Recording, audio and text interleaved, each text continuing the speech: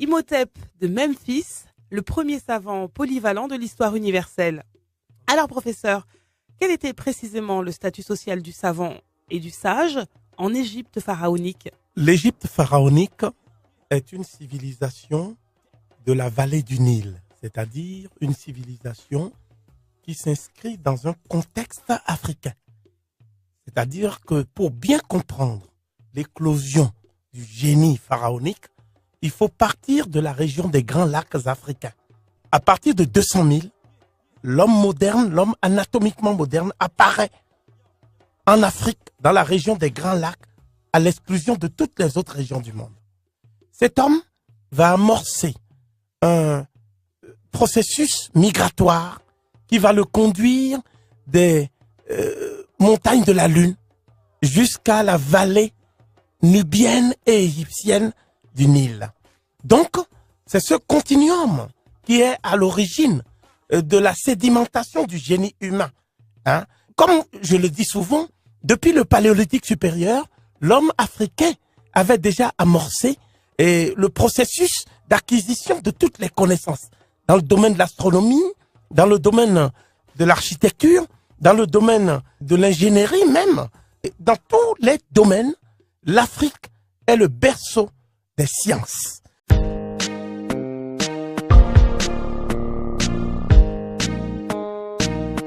Vous savez, les dernières études ADN qui ont été faites sur les populations européennes ont montré que les Européens sont des envahisseurs du continent européen, arrivés à l'époque de l'âge du bronze, donc nous sommes aux alentours de moins 2500 de l'ère ancienne africaine, et qu'il y avait déjà des peuples africains qui vivaient là.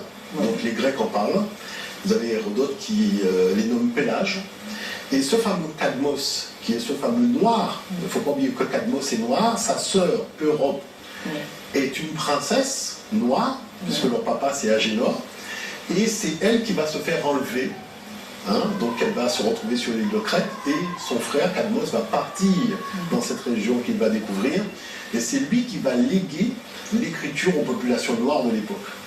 Mais les Européens qui sont balbutiements de la civilisation vont reprendre cette tradition écrite.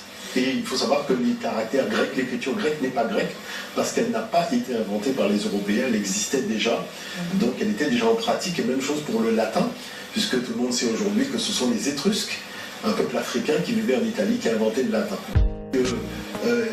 Le professeur Cheikh-Anta dit, mais aujourd'hui l'état de la recherche est tellement avancé que même quand on fait la carte de la drépanocytose en Europe, on découvre que effectivement, là où il y avait une condensation de population mélanoderme, on retrouve aujourd'hui, parce qu'il y a un phénomène de métissage aussi, il ne faut pas l'oublier, la présence de la drépanocytose, qu'on fait partie simplement pour une maladie affectant la population mélanoderme. Non, il y a des leucodermes qui sont aussi atteints de drépano parce que dans leur gène, il y a très longtemps, quand ils se sont implantés là, il y avait des populations noires qui existaient. Alors la chose, c'est que comme l'Europe a été la dernière, enfin les Européens ont été les derniers à accéder à la civilisation, ils ont puisé dans d'autres civilisations, qui étaient des civilisations africaines, l'Égypte ancienne, l'Éthiopie des anciens, et aussi la civilisation Elam, couchitique de Mésopotamie, les éléments de leur civilisation.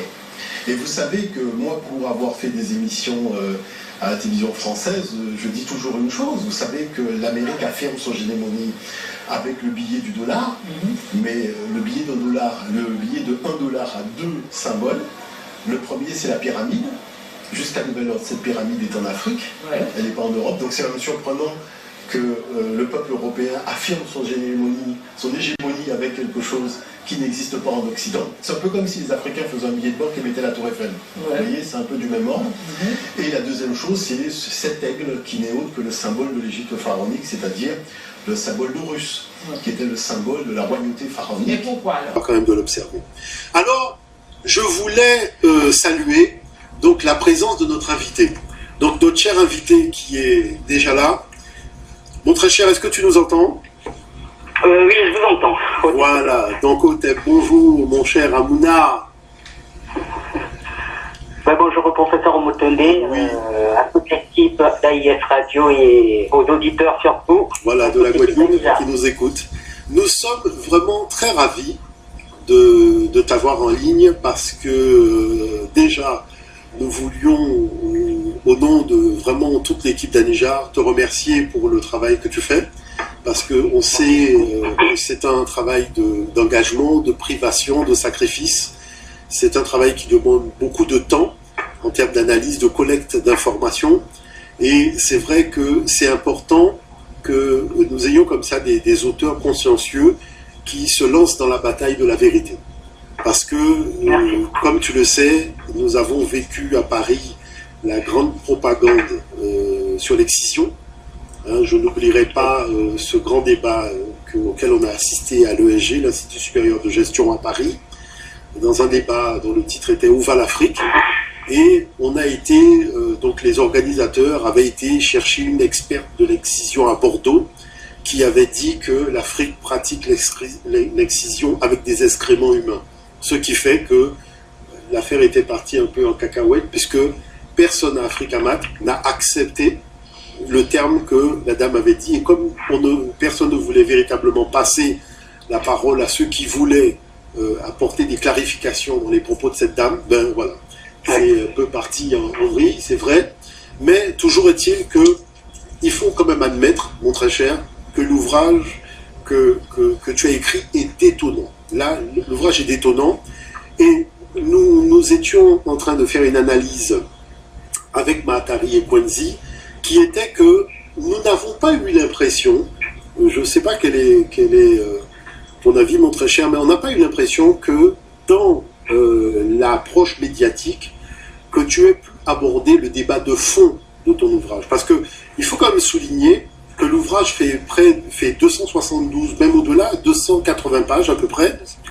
Et la chose, c'est que en 288 pages, il y a quand même des débats de fond, il y a des problématiques de fond qui sont abordées. Et l'impression, n'est-ce pas, Mahatari, qu'on a eue, c'est que le fond, il n'avait pas pu aborder le fond. Les questions étaient très souvent en surface.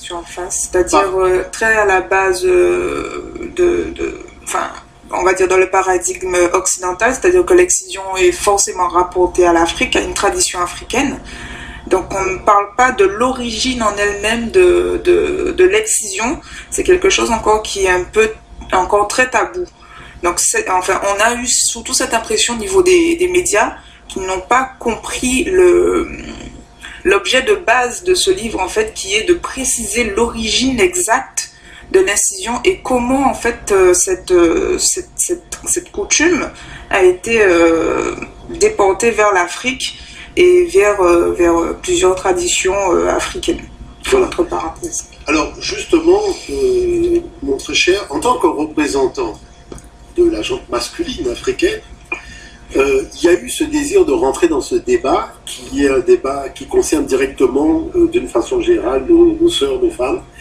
Et la chose, c'est que qu'est-ce qui a été à la base de cette envie de taper un grand coup de pied dans la fourmilière, ça il faut le dire clairement, et de mettre tout le monde devant ses propres contradictions, et y compris la partie africaine. Hein. Il faut voir que lorsque nous parlons de mettre tout le monde devant ses propres contradictions, ça concerne le monde sémitique, ça concerne le monde européen, mais ça concerne aussi le monde africain. Qu'est-ce qui a été le dénominateur commun qui a fait que le désir de t'emparer de cette thématique-là t'a enivré à un moment? Alors, déjà à la base, c'est que à l'époque, disons qu'on faisait partie d'une association créée par des femmes africaines et qui s'occupait un petit peu de ce sujet-là, entre autres. Et donc, ce sont ces femmes-là qui, à l'origine, nous ont demandé de contribuer parce qu'on ne voyait pas suffisamment d'hommes engagés dans ce combat de la lutte contre les mutilations génitales féminines. Et donc, c'est à partir de ce moment que nous avons pris l'initiative d'effectuer, du moins d'entrer dans la danse, d'effectuer des travaux là-dessus. Et donc, au fur et à mesure que nous faisions nos recherches, avec tout ce qu'on connaît déjà là-dessus, on a ces idées reçues comme quoi c'est une coutume, une tradition africaine. Donc, nous, comme on a pris la décision de ne pas rester là-dessus, on voulait savoir un petit peu plus pourquoi ça se fait, quand est-ce que c'est né, pourquoi c'est apparu, etc., etc. Et donc, c'est en effectuant des fouilles là-dessus qu'à notre grande surprise, ça a donné la thèse défendue par cet ouvrage. Et donc on a pu remonter ainsi les origines non africaines des mutilations génitales féminines. Et c'est là qu'on a en fait compris comment ces pratiques sont rentrées dans notre culture, dans nos traditions, dans notre histoire. Aujourd'hui, comme